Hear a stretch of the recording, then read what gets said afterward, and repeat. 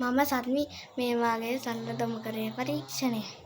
ඒ සඳහාම යොදාගන්නේ යකඩ ඇණයක්, කොයිල් කම්බියක්, ලී පට්ටියක් සහ වියලි කෝෂයක්. පළමුවෙන්ම මම යකඩ ඇණයේ කොයිල් කම්බිය උතා විද්‍යුත් චුම්බකයක් සකසා ගන්නවා.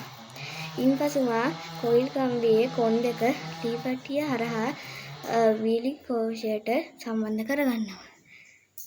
දැන් මා මේ ආකාරයට ඇල්පෙනෙත්ත වියලට ඔසවනවා.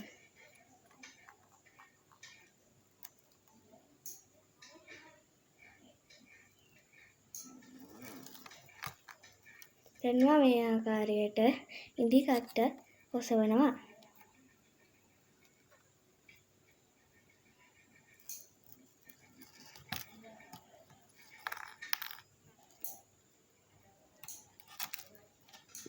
මගින් අපට අදහස් කෙරෙන්නේ විද්‍යුත් චුම්බකය දොඹකරයක් ලෙස කියා ගන්න ආකාරයයි. ස්තුතියි.